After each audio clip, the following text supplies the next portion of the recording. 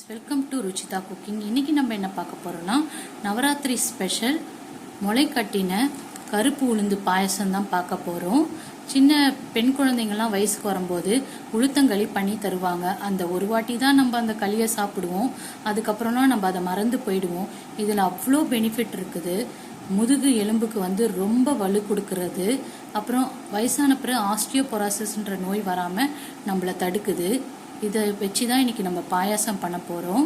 இது காலையில் நீங்கள் ஊற வச்சிட்டிங்கன்னா, முழு கருப்பு உளுந்த காலையில் ஊற வச்சிட்டிங்கன்னா சாயந்தரத்தில் தண்ணியை வடிகட்டிட்டு அதை அப்படியே ஒரு பாத்திரத்தில் வச்சிட்டிங்கன்னா இது போல் முளைக்கட்டிடும்.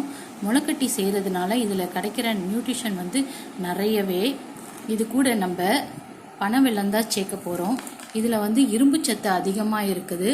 ஹீமோகுளோபின் இன்க்ரீஸ் பண்ணுறதுக்கு உதவியாக இருக்குது. இந்த பாயசத்தை எப்படி பண்ணலான்னு பார்க்கலாமா? எடுத்துக்கலாம். அதில் ஒரு ஸ்பூன் நெய் விட்டுட்டு கருப்பு உளுந்து, முளைக்கட்டின கருப்பு உளுந்து ஒரு 50 கிராம் அதை போட்டு நல்லா ஃப்ரை பண்ணிக்கலாம். ஃப்ரை பண்ணி அதோட பச்சை வாசனைலாம் போகணும். இது கூட நம்ம 2 கிளாஸ் தண்ணி விட்டுக்கலாம். 2 கிளாஸ் தண்ணி விட்டுட்டு ஒரு 5 விசிலுக்கு வேக விடலாம். நல்லா குழைவாக வேகணும். அந்த உளுத்தம்பருப்பு ஒன்று கூட நம்மளுக்கு தெரியக்கூடாது. நல்லா மசிஞ்சிடணும். அது அந்த அளவுக்கு வேகணும். பாருங்களேன், குட்டியாக அழகாக பால் மாதிரி இருக்குது.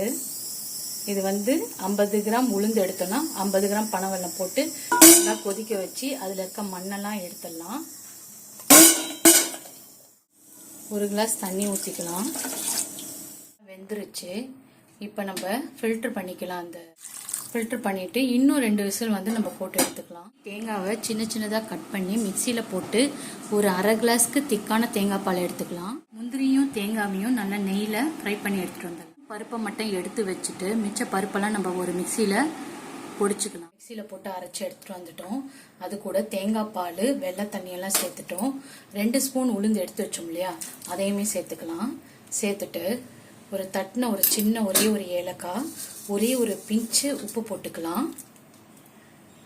தேங்காய் பால் ஊற்றிட்டு ஒரு 5 நிமிஷம் மேலே கொதிக்க வைக்காதீங்க, பால் திரிஞ்சிடும். தேங்காய் முந்திரி போட்டுட்டு ஒரு 5 நிமிஷம் கொதிக்க வச்சிடலாம். அவ்வளோதான சுவையான முளை கட்டின கருப்புளுந்து பாயசம் ரெடி ஆயிடுச்சு. உங்கள் எலும்பு ரொம்ப ஸ்ட்ராங்காக இருக்கும். ஹீமோகுளோபினும் இன்க்ரீஸ் பண்ணும். ட்ரை பண்ணி பாருங்கள். ட்ரை பண்ணிவிட்டு எப்படி இருந்தது கமெண்ட் செக்ஷனில் கமெண்ட் பண்ணுங்கள்.